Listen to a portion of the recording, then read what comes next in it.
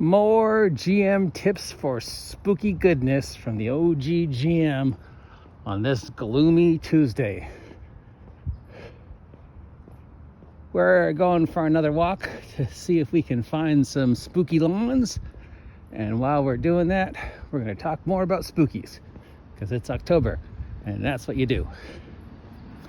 Now, we've covered a lot of general ideas for how to run horror and ghost stories and haunted houses.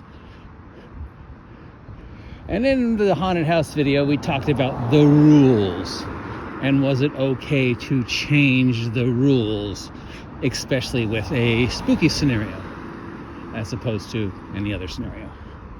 So I want to go further with that one. Is it okay to change the rules, the expected response when you pull the lever?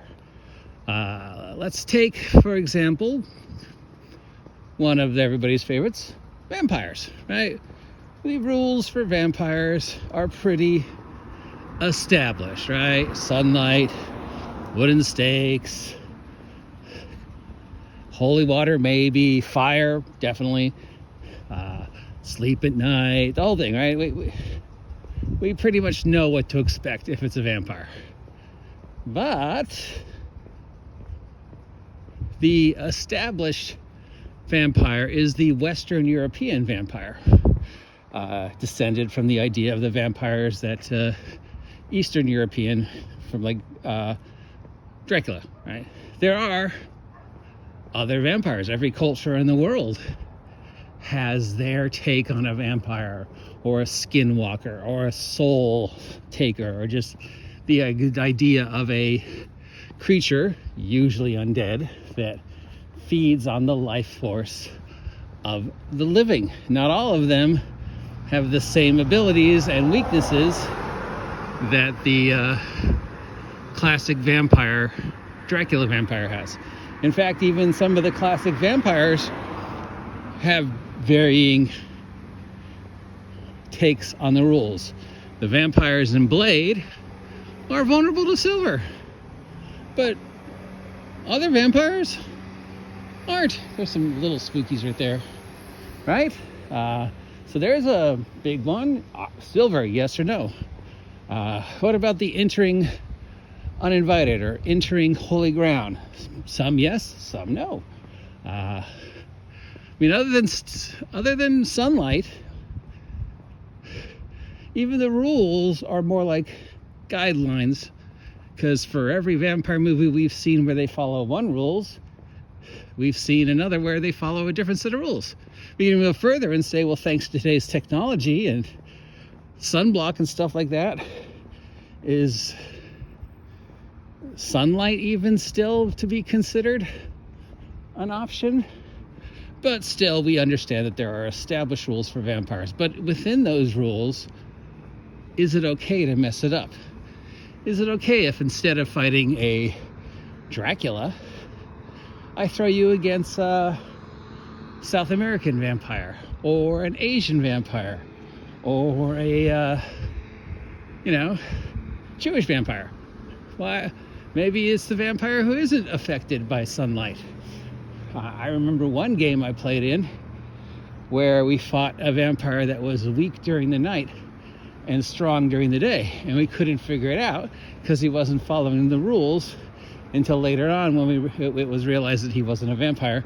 It was something else. This guy usually decorates his lawn, but he hasn't this year. I wonder if he got in trouble, or maybe he moved. What's that? So can you change the rules? Can I throw, does my werewolf have to be the werewolf we know and love? There's variations to the werewolf too. Is my werewolf vulnerable to silver? Maybe not. Maybe my werewolf is vulnerable to something else. For every established classic monster that we might encounter in a Halloween scenario, there are established variations to the classic monster that we, as designers of the story, could pick and choose from. But, and this is the same thing I said when we were talking about the haunted house and the, Scream changing the rules. Somebody wants the Dodgers to win the World Series. Well, yeah. Oh, here we go. Here's some spookies. And a black car. That's spookiest. There you go. Some minor spookies. Scream made it okay to change the rules.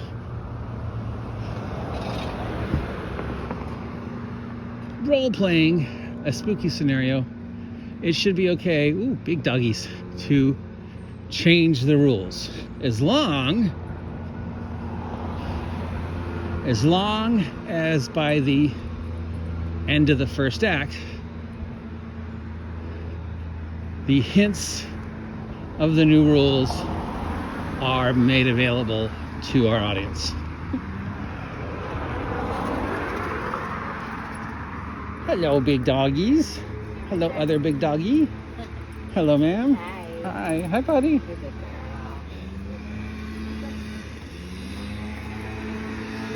Oh, there's some.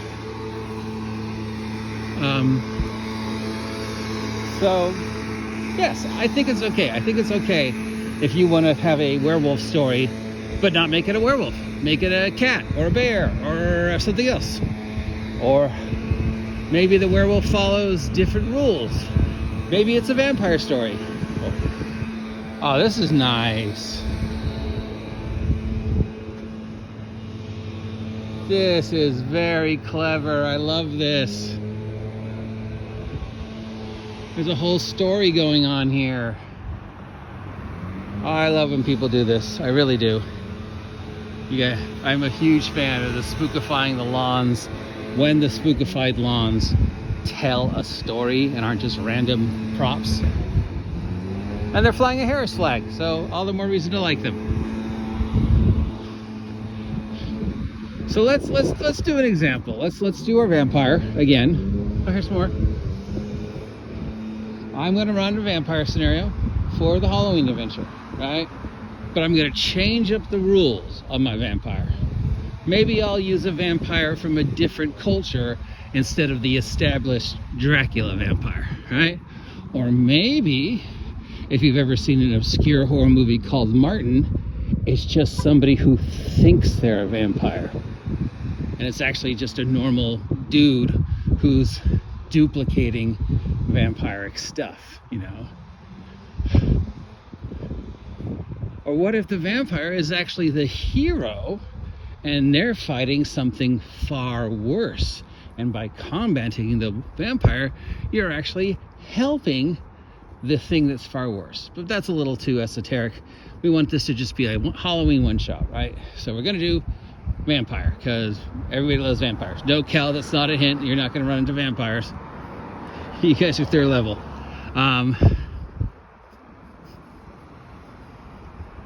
Okay. So, I'm going to establish the rules that they think they know. By the end of the first encounter with the vampire, we're going to make it clear that the rules that they think they knew do not apply.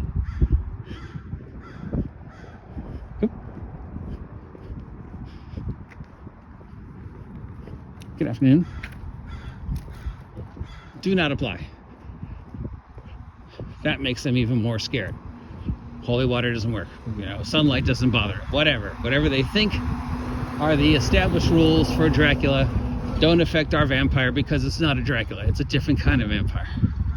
That's okay, as long as by the end of the first act, we're assuming, you know, an average 3-hour, 4-hour adventure has 3 acts. Beginning, twist, end. That's something we can go in when we go into GM tips. As long as by the end of the first act or by the beginning of the second act, you begin to let them know what the new rules are. We, as the audience watching Scream, knew more or less by the end of the first arc that there was something going on other than just one dude dressed up like a ghost. It was just, how could they be in two places at the same time, right? Scream definitely threw our perceptions and our expectations out the window, but by the end, we knew that there was 2 of them. We knew the rules. So the same thing. By the end of the first act, I'm going to start hinting what the new rules for the vampire are, so by the end of the second act, they're ready for the final confrontation with our vampire with a basic understanding of the new rules. So when we wrap things up at the end of the third act, they believe that they have fulfilled all the rules and ended the threat of the vampire, and now they have to deal with the fact that everything they think they know about vampires is wrong, or that there are two types of vampires, or maybe this one was a minion for a more powerful vampire. Gotta leave that question mark for next year's Halloween event, right? So in closing, because I'm already getting a headache, so I can't make this very long. In closing, it is okay to change the rules, especially in a Halloween adventure. The whole point of a Halloween adventure is to scare them, is to take away what's safe, right? We've all signed that contract that we want to be scared, that this is a haunted house, that this is a roller coaster, that this is a scary movie. We accept the rules of the genre. And once we accept the rules of the genre, then that suspension of disbelief begins. But then we take the safety tool away. Oh, you think you know the rules, but I changed them. So now everything you know is wrong. So now you got to fish your way through the rest of it, trying to figure out what the new rules are. But it would be unfair for me not to let you know, or at least not to hint at it. So I will give you hints. There's hints in Scream, if you watch it after more than once, to let you know that there's more than one guy. Oh, spoilers. So that when you're going through the rest of the adventure, you will begin to get the ammunition you need. You'll begin to understand the new rules. Now, you don't want to do this every game. You need to save this for something special, like a Halloween game. But even with the Halloween game, you've established that what you think you know might not always be 100% correct. You can't 100% count on your preconceptions of how this world works. And if I've got that little bit of doubt in their back of their head going forward, they're that much more invested, and they're that much more worried about the next adventure and the next adventure after that, because, well, hey, he broke the rules once. What if he does them again? And again, some people always say, well, that's not fair. You're breaking the rules. And it was like, well, no, as long as I don't do it every game, and as long as by the beginning of the second act of the scenario, they understand that the rules have changed, and here's some hints what the new rules are. So by the third act of the adventure, they have the ammunition they need to confront the scenario under the new rules and follow the steps of the new rules to succeed, while leaving them with that slight bit of doubt as to going forward. Is the next time I run into a vampire, is it going to be Vampire A, classic Dracula? Or is it going to be Vampire B, the one we met in the Halloween adventure? Or is it going to be something else?